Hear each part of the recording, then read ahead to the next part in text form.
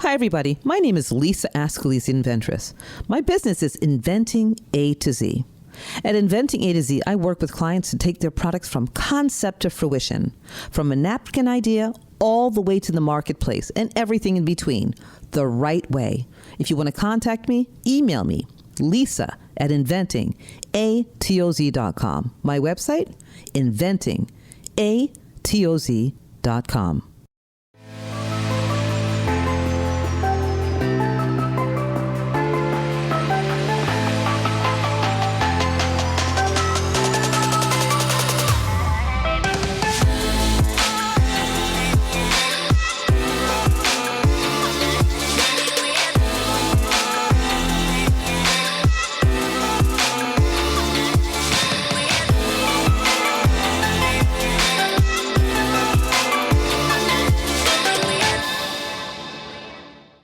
Hi, everybody. This is Lisa Ascalise, the inventress, CEO and founder of Inventing A to Z and the Inventress Podcast.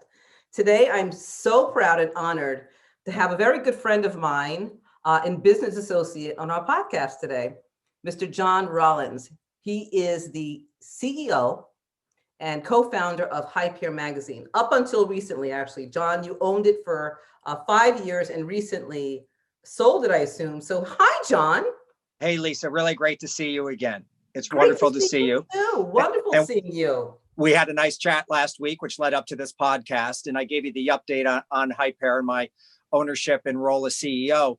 I was the CEO for 5 years. I owned Hyper, and then it was founded about 25 years ago, and I had the opportunity to acquire it. And since I had some extensive experience in magazine publishing, actually a magazine publishing focused on African Americans, though it may be odd for me as a white guy to represent that. But you'll see in the background, this is a little corner I have of some of the mementos from the things I've done over the years. My first job at Rolling Stone, and my most important job, was at Vibe Magazine as the founding publisher of Vibe Magazine many years ago. And that gave me experience and expertise within the African-American community magazine publishing. And so I had the opportunity to acquire Hyper, did so 5 years ago. And then recently, a number of months ago, had the opportunity, got a phone call, spoke to a wonderful entrepreneur herself, who is African-American female. And I was thrilled, and she had an interest to acquire it. And I just felt it was the right person, right time to for that to occur, and bing and a bong. So that's the quick background. Good fit. Exactly. You know that's a divine connection. Precisely, which I mentioned. Her name is Leah Dias. I'm very proud for her and happy for her as the new owner. So look her up. She owns a burgeoning Black-owned beauty supply store chain. She's got about 6 or 7 locations called The Girl Cave, based in LA. Though also some Dallas, I think, opening in Atlanta, as I understand it, but etc. So yes, it was divine. And so when I spoke with Leah, during that time frame in the month of January, that is what I felt very much, that there was some sort of divineness and spirituality involved in sort of just that connection, as oftentimes there is. Yes. Is it luck? Is it hard work? Is it time? Etc. But isn't that every business? I mean, it's entrepreneurship. Indeed, 100%. So that's why I just say it. Nearly a cliche until you're actually living it. It's like, can I get lucky today, or is it the hard work? Etc. Is it a blessing? I think it's always a blessing. 100%, right? Because it's sort of like, what do you do? Well, I guess I'm an entrepreneur. I've always done this within the magazine and media marketing space. Increasingly now, that's all going to digital publishing. Perhaps no surprise. But it's like I try. Sometimes honestly, it's like I feel blessed to have the guts and fortitude to go be an entrepreneur. Yes. And yet I feel cursed oftentimes when, it comes to payroll and, it's a real task to hit all the bill pay. And unfortunately, sometimes it's like, other than I can't pay myself this week. So, or payroll period. You get the point. Yeah, I do get the point. But the blessing is life goes on and somehow we get through it, right? And we're still here. For some reason, we get through it when we think it's not going to happen. We're not going to make that payroll, or we don't make the payroll, but the following week we do, or the following month, it's even better. And yes. We get past it though. We get through these things somehow as entrepreneurs. And it's You have to have some kind of a spirit to be an entrepreneur. You really do. Well, yes, absolutely. And so that's what I'm saying. Is that a blessing or is that a curse? Because there's many people, of course, that would never do such a thing. Yes, of course. That do the 9 to 5, and I applaud Could you ever do a them. 9 to 5? John, could you ever really do a 9 to 5? No, I really couldn't. I really couldn't. And so I applaud them for, but then I scratch my head like, am I the idiot, or how am I off target on that? The 9 to 5, sense of course I used to do it I did it for a really long time to be sure. One of the jobs I had was actually the publisher of Elle magazine, in terms of the single largest magazine that I ever had a high title at, was Elle magazine, the women's fashion magazine. Oh, sure. And, yes. and that was far larger than Vibe was in many ways, in all sort of numerical ways. And so that's yet another example of a 9 to 5, and a number of others. Though Vibe in the end was the most important, of course, because of its singular focus on the African-American community at a particular time that hip hop was coming together. Not that it was all about Black, because obviously a lot of, as we all now know, so much of the white mainstream has picked up on hip hop appropriately. So, as oftentimes African-American spirit is manifested through music and other things, cultural, like sports, does get picked up by the. But anyhow, that was a full 9 to 5 job. What drew you to Vibe? Let's take it back a little bit. Sure. So, no, I'm going to start with your previous career. So where were you? Where were you before you started this entrepreneurship journey? When I was in college, as I'll try to do this quick. When I was in college, as like a sophomore, I picked up a book on a random day. I picked up a random book of my own brother's, and I started reading it. It was Hunter Thompson, the great writer for Rolling Stone, Hunter Thompson's Fear and Loathing on the Campaign Trail 72.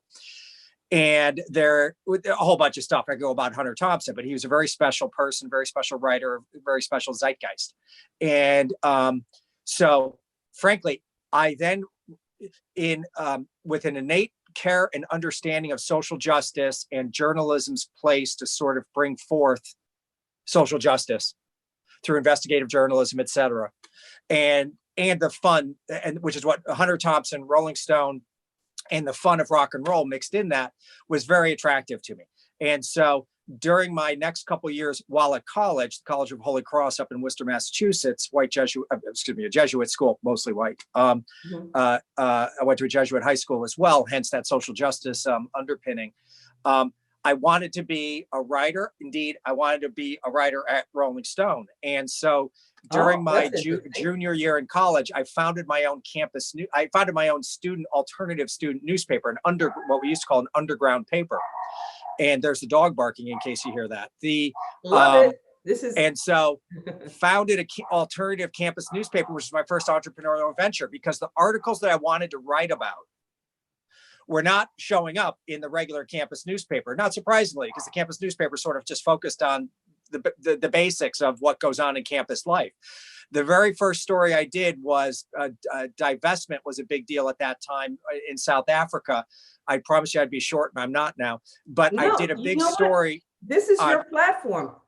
I'm giving this platform to you. You're very interesting. I'd like to hear about. So divestment, what divestments in companies that had, stakes in South Africa. And so at all the big schools, it was making big news. Holy Cross, a relatively small school. I'm like, but surely we've got an investment portfolio here at this school. We must have. And so I did a big story on that. I did about 6 issues over the course of a year and a half. That was the first issue. And the last issue had a cover story about gays on campus, something that was way taboo at the school at the time. And frankly, well, anyways, gay culture historically has been marginalized and under wraps. So that was a big deal. That was in the late 80s, frankly. And so through those experiences, I got to a fancy publishing course coming out of college. I was accepted at a course called Radcliffe at Harvard University, a summer course. But importantly, the summer that alternative campus newspaper and journalism experience I had got me a summer internship in the editorial department at Rolling Stone. And my gosh. Right. So that sort of worked. Yeah, that's how I got to Rolling Stone. Wow. Then upon graduating college, Rolling Stone hired me. At that point, though, I never knew this about you, John. I never knew this about you. There you go. So I Wow. guess that's why we're doing this. Let's tape this and send it to the kids because they think I'm great. They don't know it. They think I'm crazy. The how come you didn't get into finance? Anyways, I went from the content side, writing, to the business side, advertising, because ad revenues ultimately drive all the revenue for the most part, the bulk of the revenues in any of these publications. And so I then sort of learned more about the business side of the business. I did leave Rolling Stone at a certain point. I went to Spin magazine for a number of years. If I happen to, I do have some Spin stuff. There's some samples of I covers. Lenny love Kravitz. it. I then worked at Spin. Rolling Stone had gone all pop, effectively top 40, and Spin was a new magazine at that time focused on alternative rock, i.e., anti-Rolling Stone, anti-establishment, and that was really far more up my musical alley, and also really at the roots of my interest in getting back to that sort of social justice and journalism.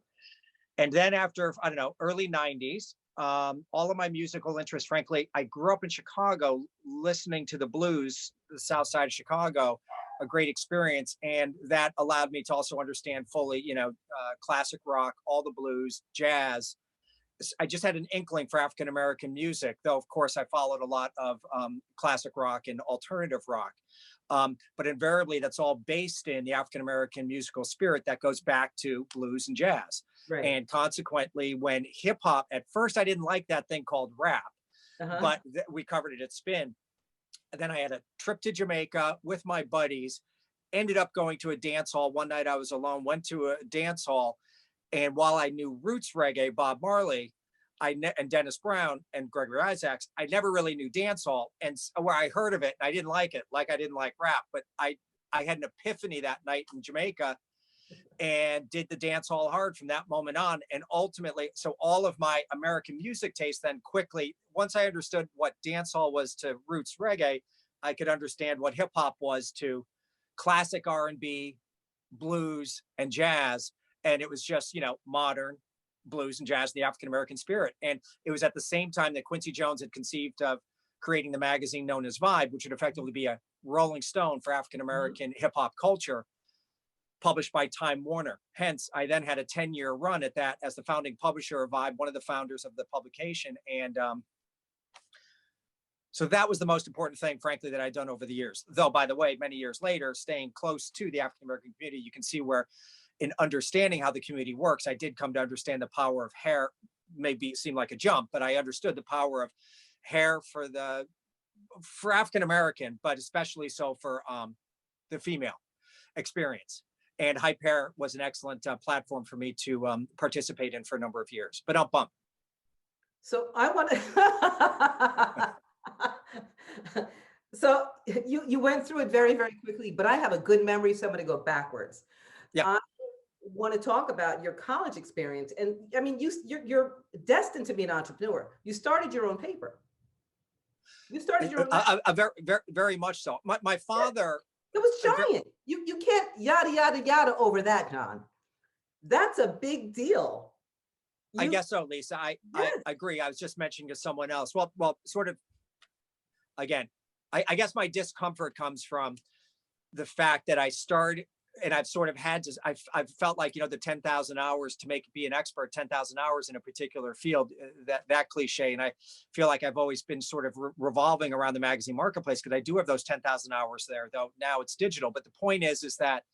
So that's where the discomfort comes in, because it's, there really isn't magazines. So industry is sort of, totally disrupted and totally, difficult.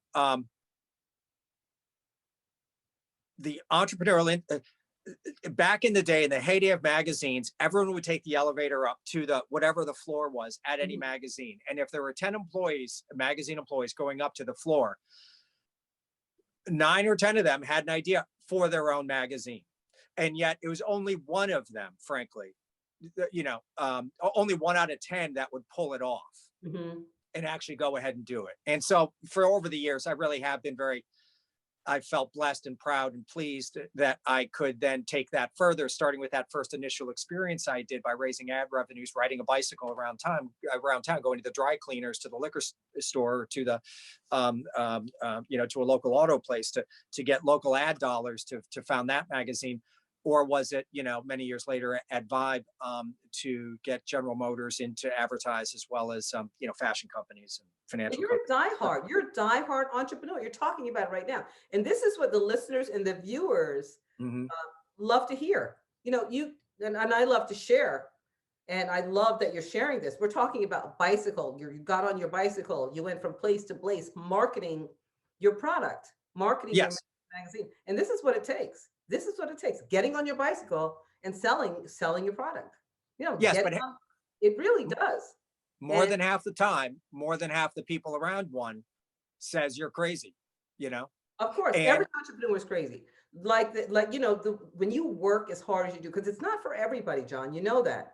Everyone is not an entrepreneur. oh, indeed, of course, right. And it's just, you have that spirit that is.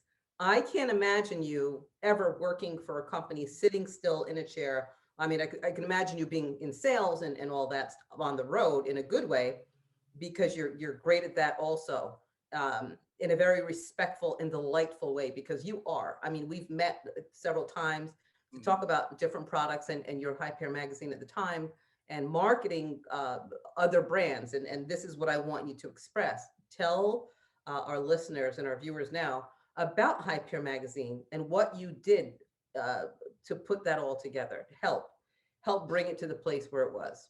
Yeah, sure. Perhaps most importantly was the manner in which I actually got involved with it in the first place. I've known of the publication for many years, going back to my days at Vibe. While we were at Vibe, we came to recognize that half of our audience was African American, female audience. And I had come from a male background, not just being male, but the magazines I sold generally had a male demographic. Rock and roll magazines always had. Vibe was the first one, again, a unique thing within the African American marketplace. That we attracted a strong female. So through my increasing understanding of the female marketplace, African American female, I came to recognize that thing, which was High Pair magazine, founded in the 80s, focused on, celebrating Black women's hair, which is just and Black women's hair is a critically, of course, you can speak to this better than I, but it's a spiritual. It's a manner next to the church and her family. It's like the most important manner in which her soul and her spirit can be represented. Whether it's your beautiful long hair, Lisa, whether it's a woman who doesn't have hair anymore for any various reasons, but takes pride in her skin and her hair and in her beauty. So that's just to demonstrate, the breadth of it and all the different styles in between. So I mentioned a few minutes ago about the difficulty of the magazine marketplace. One of the dysfunctions that ultimately occurred was that the magazines themselves could not be distributed properly. And I came up with a manner in which I could identify, to the benefit of the then existing publisher, a manner in which they could distribute their magazines at lower cost, at no loss, and get it right into the hands of the consumers. And that was, voila, effectively a new entrepreneurial effort that I did at the time. I founded my own distribution company and distribution network. So I would actually go to as many as 30 different markets. For the most part, half of them, a day's drive from where I live outside of New York, meaning as far south as Washington, D.C., as far north as Boston, and within that about 15 markets, each of the 5 boroughs of New York, Philadelphia. Then I'd go down south to Charlotte and Atlanta, out west to Chicago and Detroit, not to mention Milwaukee and Cleveland and Columbus and Memphis and St. Louis. And I would actually, once you're in the community, once you're within the environs, I would go to as many as in any given city, from as few as 50 beauty salons and drop off a package of magazines, or as many as 350 shops like here nearby in Newark or in Philadelphia or the South Side of Chicago.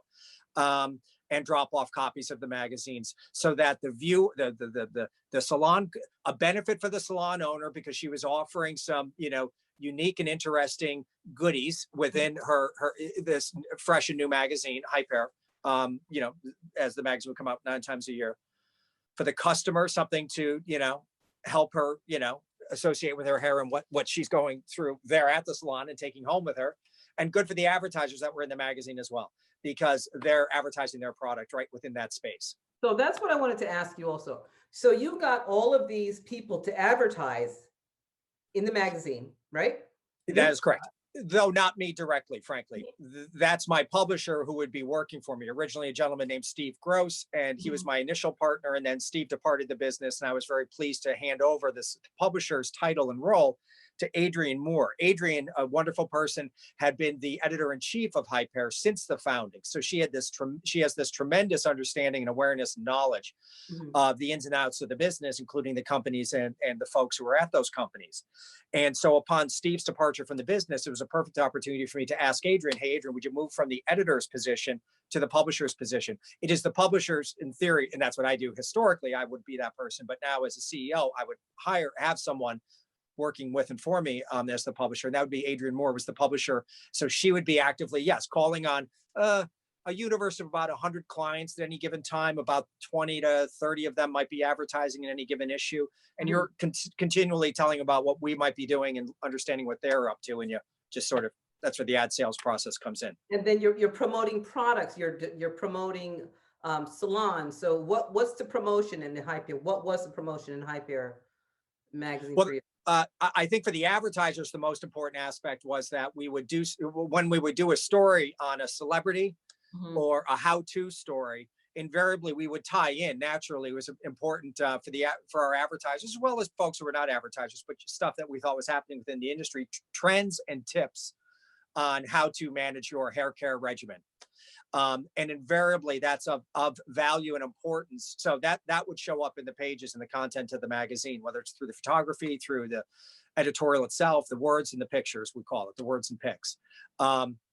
Again, for the salon owner, it was just a nice benefit for her to have around her salon to offer to her clients as they came in, and as they went home, they could take a copy home with them.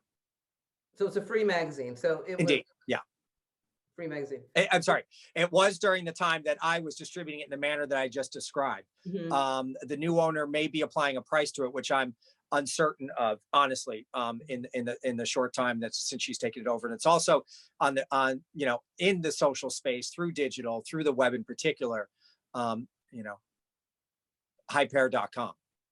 So that's awesome. I mean, I love your diversity. I love your mind. You know that we sit and we can talk for hours. Thank you, Lisa.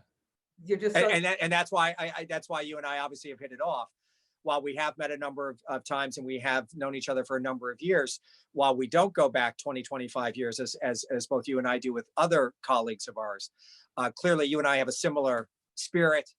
And again, is it a curse or a blessing to not be that 9 to 5, but to identify a marketplace opportunity, think that we have something to offer value, and sort of knit that together and start doing it as your Inventress does, as your sales on QVC in the past, how you and I first met does, and how some of your other businesses activate now as well. I call it all a blessing. It's all a blessing. It's all there you go. Because we learn something from the hard times, right? Oh, very much. So when I try to I try to do a daily mass, and that means running around finding various churches in the nearby county that have sometimes if I miss it during the day. So if the Dover church I'm thinking of has a 7 p.m. tonight, I will say, thank you, Lord, for that blessing. Yes. And it's always a blessing. And even if I don't go to the church, I can still say that. So there. Absolutely. Right. We went to church a couple of weeks ago, you and I. We had our own church, right? Indeed. Yes, we did. Very much so. About 2 weeks ago. Yeah. And it's important to do that. It's important correct. to have church and unity with people around you who have that same. Well, invariably, you get your ass kicked all the time as an entrepreneur. Yes. Whether you see it coming or you don't. And oftentimes you're stuck and not sure how to react. And one of the few places that you can turn to on the spot and say, give me courage, give me fortitude, and give me strength is to, whoever we might refer to as our, one love, as the center of our one love space, so. Yes. And when you ask for it, you receive it. When you ask, you receive it. And you just got to hold on to that faith and that positivity and all that stuff. And it comes. And you are blessed enough to be able to sell the business and move on. So what is John doing now? I'm trying to figure that out, sort of. Actually, the most important thing is that I have hooked up with a digital marketing publisher that I came to meet at the end of my period at Hyper. I was struggling a bit with, various elements. a lot of people, when they think, oh, I'll just create a website and I'll create a social thing, and they think that you just flick a switch and it happens. There's just so much work. Honestly, I've come to realize there's more work that goes into the 24/7, 365 of a social a platform than, the old school making the magazine, which, you'd have a crescendo through the course of a month, but finally you'd be at close and, you're done. Anyways, so I had been trying to fiddle with it. And in the course of that, met a company that I thought could really offer, has some services. So I couldn't utilize them because of the transition I was getting into. But since the ending of that, since the transition, I have set up an informal partnership with them, whereby I could go out and identify publishers that are similar to that which I have gone through, who themselves are challenged in some of their mechanics of their digital platform, and help them through the use of this third-party partner. Indeed, therefore, through a triumvirate, my connecting the dots between existing publishers who need aid and this publisher firm that can deliver said aid. That's of benefit. So is this you're going to do some kind of a training to help people get jump started, or? In the end, the specialist, because I'm not that digital specialist, my digital specialist partner, my digital marketing partner, does have the specialty to deliver services to the publisher who otherwise himself or herself might be challenged to fully understand how to maximize the audience and the revenue available within the existing digital platform and for growth opportunities. So I'm just usually calling up someone saying, just telling you, I've been around the block like you have, and I might suggest to you, you should talk to my buddy, Chris. Chris at Publisher's Desk has a good place has a place that he can help you out. But for your audience, you can certainly contact me at John which is JOHN, John at mag, as in magazine, consulting with an ING at the end, team as in football team, because we all work together, John at magconsultingteam.com, or phone number, text 917-690-5974. I love that, John. See, you just jump right back into it. You are a die-hard entrepreneur. You can't help yourself. It's what you do, and everything you do well. I think many of us beat ourselves up as entrepreneurs, and yes, for sure. That I know for sure, and it's just a part of it. It's a part of it. But we brush off our shoulders. We get up the next day and we hold up that white canvas and we start all over again, right? Well, we just got through the Lenten season, and so much a part of the Stations of the Cross is, Jesus falls. Oh, and by the way, he falls a second time, gets up again, falls a third time. And that's just one day for him, That's and just think of how many times we all fall or fail, whatever we want to call it, in any given day. And so, Yeah, we just have to remember to keep picking ourselves up and be around people who are going to help pick up our spirits, lift us up, and, hopefully 2 hands at a time, and use our foot sometimes, as I say. But exactly. And we're not ending this because I want to know, you brought up a very interesting, I'm going to go way back. Sure. I want to know how you felt when you got a job at Rolling Stones magazine. That we also can't yada yada through. How did you feel? What did you feel? Bring back that feeling. Well, that feeling was very, I don't know. I in some ways I could say the most special feeling I ever had, because I guess, Lisa, because that validated and verified the alternate route that I took in creating the campus newspaper, was accepted, verified, and validated by, in fact, Rolling Stone was, by the way, itself, a renegade, rogue, outsider, so to speak, publication. So it was a great accomplishment. That was a great accomplishment. To be named, to be chosen as the founding publisher of Vibe magazine was a great accomplishment, because that was a Time Warner, big company. So that meant I was sort of getting validated by industry standard company, though also for something that, vocationally really meant something to me, which was giving support and voice to the African-American community vis-a-vis through music and Vibe cataloging that. And there you go, to answer your question. I hadn't thought of, so that seems, it seems like a whole nother life ago. I know, but it's something that I'm saying, not saying you need to be proud. Well, you should be proud of it, But I'm saying this because sometimes as entrepreneurs, we walk through it, as we should walk through it, and just keep it moving. However, sometimes we don't stop and give ourselves a pat on the back and say, wow, that was amazing. I'm going to say probably 90% of the time, entrepreneurs don't do that. We give ourselves 2 seconds of glory and we keep on moving. I'm not saying you should stay there and say rah rah forever, but it's really a moment that, when you're successful at something that you looked forward to getting for many years, you really have to reflect on that and really give yourself a pat on the back and congratulate yourself and say, you know what, I didn't do so bad. This was great. This is something I asked for and I accomplished it. I just, developed a magazine, built it up, and working for Rolling Stone magazine. That's insane. Well, yes. And then within the community, of course, to say that I worked at Vibe, because there's so many people who just grew up on Vibe and just thought, appropriately so, think the world of it. Mm-hmm. But I will say that, the digitized virtual world that we've all moved into, it's certainly the case in my industry, but I would think probably perhaps in all industries, has just led to so many moments is so disjointed and not dysfunctional.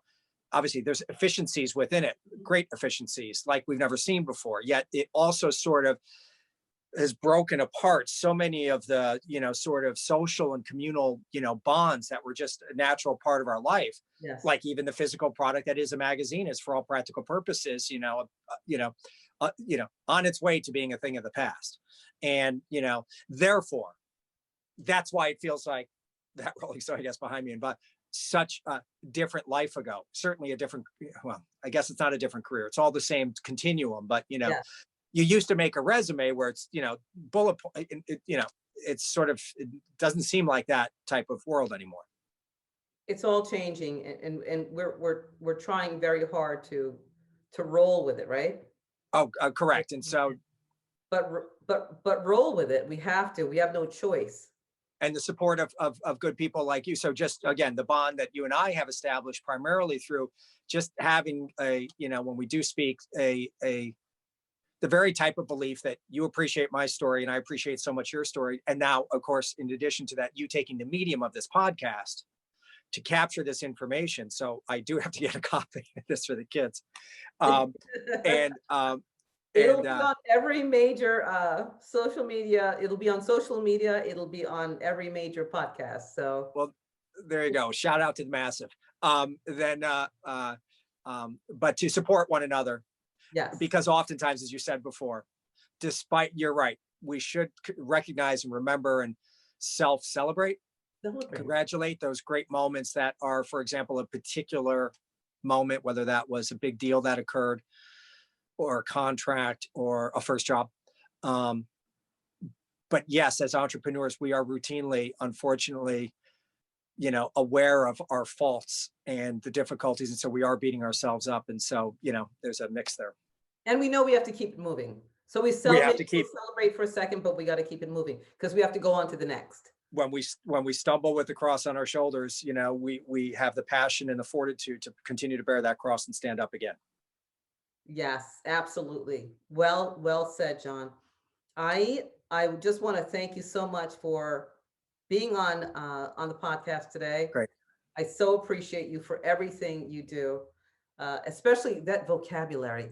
I'm writing down some of these words. I'm like, okay, we got to discuss what that means later. Is that the Princeton? No, that's a Jesuit education at Holy Cross, Jesuit high school as well, Loyola Academy, Chicago, Wilmette, Illinois. Yes, that's it. I was an English major. Didn't do so well, frankly, because I spent all my time on the newspaper. But anyhow, hey, and thanks to your producer John as well for helping pull this together. Yes, he's always amazing. So, and my wife Dana, who helped set me up. Thank you. Yes, thank you, John. Always, John and John. So I have to ask you, what's the song that motivates and inspires you every single day when you get in the car or whatever you're doing? What motivates and inspires you? What song? Oh boy. It could be many. Exactly. It is very many. Some of my favorites are Ella Fitzgerald for her sweetness and her soulfulness, Albert King, one of the greatest bluesmen of all time, of course, the Allman Brothers and bands like that. But probably Bob Marley behind me, because Bob's message of positivity. And so Bob's message of one love. So Rastaman Vibration, Crazy Bald Head. It doesn't have to be, the great Coco T, one of the great artists, that would be considered more dance hall. But Bob's spirit, Willie Nelson, I'll say as well. Yeah. And of course, Quincy Jones, Quincy in a corner over here in a picture.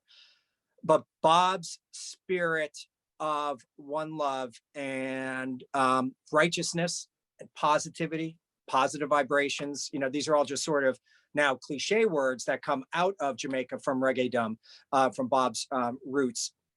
But that righteousness is one which we should all abide by. So nonetheless, if you like Bob Marley, I implore you to go deeper into the roots canon of Dennis Brown, and also to go deeper into dancehall, an offshoot. I don't know that. Dennis. I think I should be embarrassed because my family roots are Jamaica. Right? Dennis Brown. Okay. Yeah.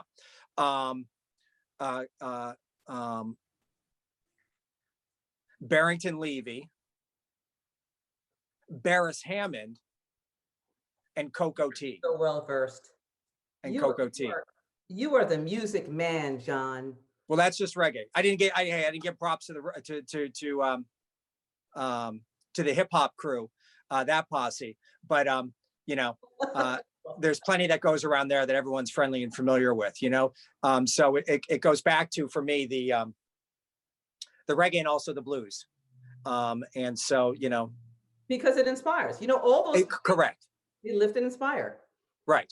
And I've been spending a lot of time with alt country over the last handful of years, which I never really did before. And that's where Willie Nelson comes in, because he's sort of the top. Well, Hank Williams, the original Hank Williams, I can assure you of that. The original Hank Williams, his story, but most importantly, his music, such simple music and straightforward songs, sang of pain, joy, love, heartache, and the blues. And, ostensibly, something that our white brothers, through that experience of Appalachia back in the day, and still in many places still now, share with the African-American spirit that was, frankly, also a Southern oriented thing, but showed up in Mississippi and then up the Mississippi River to Memphis and St. Louis and Chicago and Detroit, and then Motown and R&B and yada, yada. It all goes on and around. But alt country too, has tremendous Americana. There's a great radio station in Memphis, in Nashville, called WMOT 89.3. And Jesse Scott is a great program director there. And so there's great inspiration that comes from alt country or Americana roots music, American roots music, which is black and white all together. That's what I love about you, John. So one other thing I want to bring up to you, because you said when you were in Jamaica, you had an epiphany. I have to tell you something. Anybody and everybody who goes to Jamaica. Well, it was my last night. As soon as they get off the plane, has an epiphany. It's in the air, John. It's in the air. I was at Spin Magazine at the time, and I just received a promo copy, which means an early copy before its release, of a great Talking Heads album called Little Creatures. Their prior album, Burning Down the House, was, or Speaking in Tongues was the name of the album. Burning Down the House was a big song, was such a seminal, and I love alt rock, particularly new wave from that time period. I went down on this trip with that copy of Little Creatures, listened to it every day, thinking it's the greatest next album that there is. Spent 5 days hearing the reggae in the background, but not participating with it. On the final night that I was there in Jamaica, my buddies were all from DC. I was from New York. They happened to have a flight to DC that went the day before mine to New York. So I asked my driver, Michael, I guess I'm by myself tonight. Can you take me out to something? So he took me to what's called Club Goldfinger, but it's really just Goldfinger. Just Goldfinger, dancing on the street, because they just put out a sound system outside of the club. And I really got into the spirit, the vibe, and importantly, the music, the syncopation of hardcore dance hall. Right. And from that moment forward, I had my first musical epiphany was seeing Willie Dixon, the great bluesman from Mississippi, from Clarksdale, who had moved up to Chicago in post-war Chicago blues. I saw him when I was in high school. That was my first epiphany at the power of the blues and my love of African-American music through Chicago blues and through other blues, the Texas sound, Memphis sound, etc., ultimately leading to my love of hip hop. After I went through hip hop many years later, the third epiphany I had was Fatboy Slim, which is called electronic music or EDM or dance music. And Fatboy Slim was tremendous. I shouldn't say his phrase, which uses a cuss word, but he was bleeping in heaven, Fatboy Slim. So, and that led to understanding, sort of more modern white music today. I could say there's a song by Major Lazer, is the guy's name. I think your brain.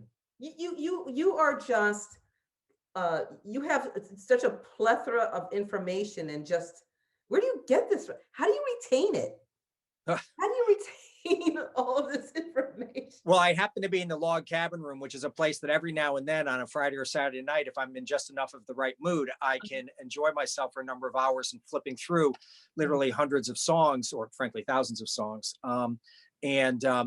Just trying to, and oftentimes I'll get inspiration from that, which might last me for another month. That's beautiful, John. So, that's where, for me, music takes me away from everything. It just takes me away, no matter the mood. Yes. Turn something on, crank it up, one of my favorite songs, and just turn it up and listen and get into it. And, all of the negativity goes away. It all goes away.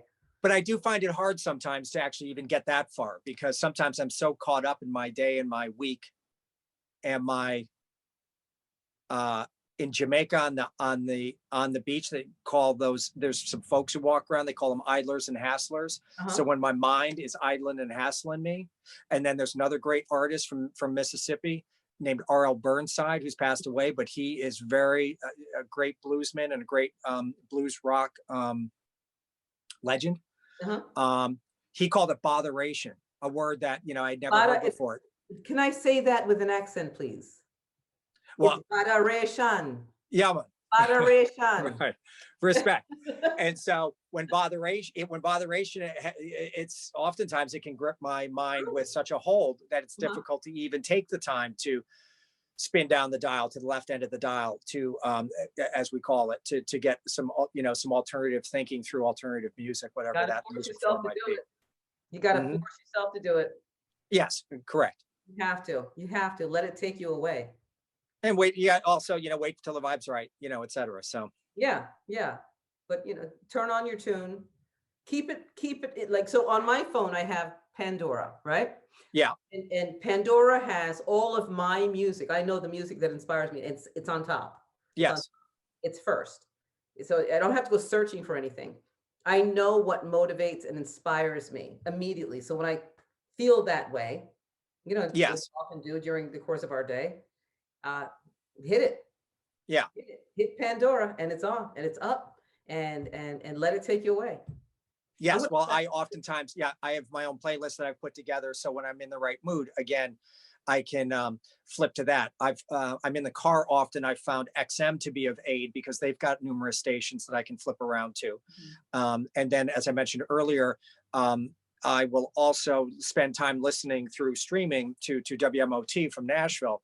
And that is always on a lot of the freshest alt country stuff that oftentimes introduces me to either a fun, wacky song, or it introduces me to a classic song that I have known but haven't heard in years, or it introduces me to something totally new and unexpected. But